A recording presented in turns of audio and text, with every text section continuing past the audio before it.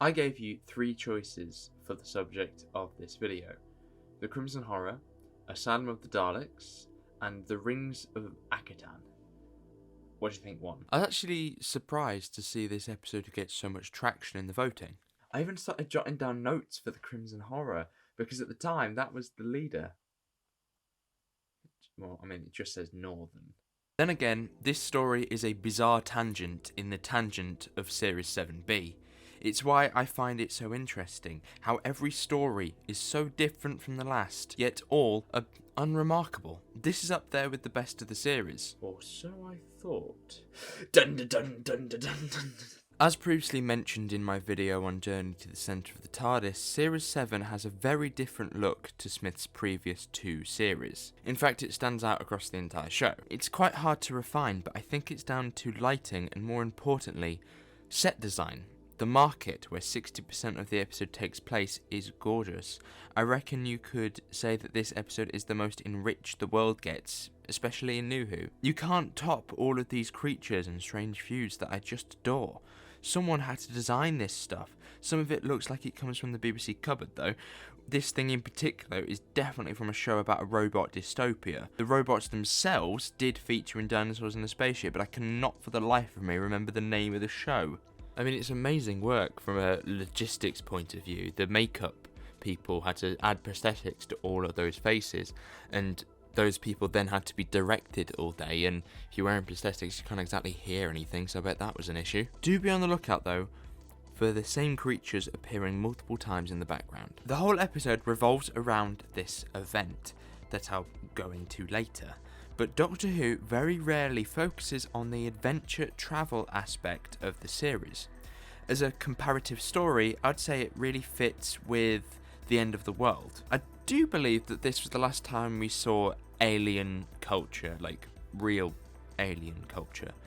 I may be wrong, but I've just come back from looking at my steelbook, so that must be concrete proof right there. These two are also similar in the fact they are the first story for a new companion. In a deleted scene from Flesh and Stone, Amy asks the Doctor why he picked her. He says because she's fit. I mean, because he sees the world through her eyes instead of his own. All this wonder has been lost to him, and now he's seeing it all again through her. I quite enjoy the structure of that idea because it opens the door for you to go somewhere crazy. You know, when asked, where do you want to go? You have all of space and time. Where are you going to choose? You're not going to say, Spain? I've heard it's lovely this time of year. Clara has a huge stake in this story. She has that travel book that everyone seems to forget about after this episode. It feels like there's an element of fairy tale here, and Moffat absolutely adores this stuff. I can see that she's fulfilling a childhood dream that she discussed with her departed mum, this being the reason why she wants to travel. I do think that Moffat didn't want to start the foundations of a new companion on the whole childhood dream stuff because that's extremely similar to Amy, and Clara needs to stand on her own. So he just kind of got rid of that and then later made her a surrogate doctor. To Clara, the most important part is the leaf, or rather the most important leaf in human history. I can tell you one thing, that line is so fantastical, it could have only come from Moffat. It's a sweet plot about finding love, that everything has to be perfectly aligned. Oh god, it's melting. It's hyper-realistic, and I like that kind of stuff, but it doesn't shed light on Clara very much. When you get to know someone deeply, the first question you ask isn't, how did your parents meet? It's, do you want to watch Doctor Who? She has more to do than Yaz or Ryan, but she's introduced as a plot device.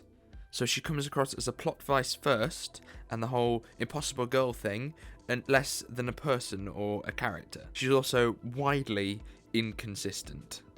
For example, the book. It has no meaning to her beyond this episode. Her change is also really plain to see and sudden between series. Her style varies quite a lot. Sometimes, like in this one in the previous episode, she's wearing contemporary clothes, but then if you jump to Journey to the Centre of the TARDIS, she's wearing whatever that is. I don't really know clothes. The climax for Clara in this episode is the sacrificing of her leaf, and the creature is defeated by the infinite possibilities of it. Sorry, my head's beginning to hurt. I was just running through how it is possible for Clara's leaf and that infinite possibilities to be more powerful than the infinite possibilities of the entirety of the Doctor's life. Don't even get me started on how it's possible for a leaf to last 20-something years, and it doesn't even have a real connection to Clara. It's her mother's leaf, so it's not even a personal sacrifice. Her personal sacrifice is the ring, and she gets it back at the end of the episode anyway, so it wasn't even a sacrifice. That hurt. The main plot of the episode is focused around the child who has to sing to grandfather. And may I say how good it is to have child actors who can actually act. Doctor Who has history with Chloe Webber and the pupils in Series 8. These examples always come to mind when I think of child actors, but never this one. It's a good job, and she can sing. I'm not entirely sure what the words are, but it's something about waking up to keep it sleeping. I think that might be where they went wrong. Once we have crossed over, we are introduced to Mr. Nuthead, but also creatures called Vigil. According to TARDIS Wiki, they have very soft voices. They're telekinetic and apparently a part of Rassilon's Alliance of Races. We're not looking at comics here, we're looking at the episode itself, where they are completely wasted. It's a shame that such a cool design has no purpose. Well, they are supposed to be the gatekeepers of Father. They make a few brief appearances, but the one main scene that they're in, they are extinguished. I'm not even sure why they exist, because if you look at it from a structure perspective, the costume people have worked for hours to create the costumes, the VFX people have worked for even more hours to make the telekinetic blasting work and look good. And they hardly have any point to them. Now we can finally talk about the Turnip Man. The prosthetics here give an ancient mummy vibe, and her erratic performance scared me as a child. Imagine that thing chasing you down a narrow corridor. You're alone. It's dark. And just before it bites into your supple neck tissue, it falls back to sleep. The villain of the episode is a living planet. It's quite a spectacle, but did anyone think about his plan? Ego has an alarm clock that falls to sleep once the big guy wakes up, and he's a vampire? It'll feed on your soul, but that doesn't make it a god. It is a vampire. That really cool, erratic creature is an alarm clock that doesn't even break out. Then the alarm clock is guarded by the vigils that we have discussed, and then if you want to scrape the bottom of the barrel, the folk in robes that are monk-like guard their god's alarm clock. Why do that? It just fills the story with junk. But it's a warm-up villain, so that once you get to a certain time code, we can cut to the living planet. I got a dog on my knee because she kept barking at the wind.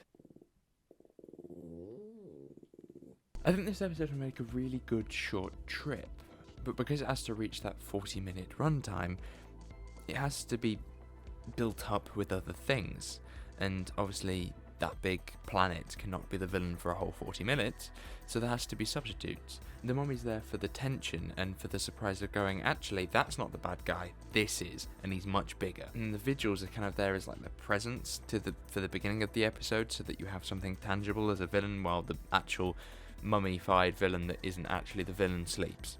The best part about the episode is undoubtedly the speech. I think everyone knows that. The pain in Smith's performance and the writing working simultaneously to make the moment work. It's recited a lot and carries the episode along with the music backing it up. There is so much power within that 2 minutes you can't help but watch. Character-wise, it captures 11 perfectly. He's scarred but masks it with this Raggedy Man persona, joking around and smiling, the eyes of an old man in a young body. If it wasn't for this scene, we would never talk about this episode. I mean, what is there to say? Oh, I really love the Virgil.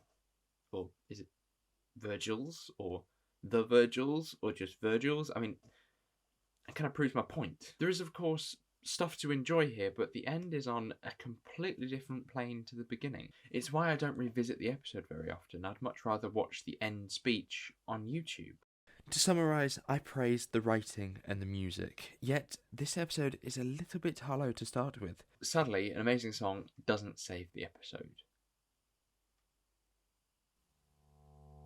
What is that?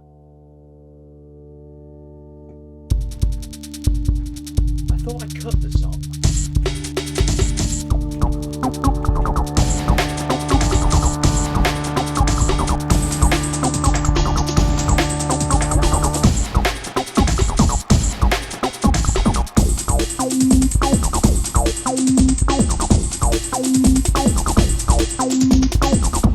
I mean, it's not even a real keyboard.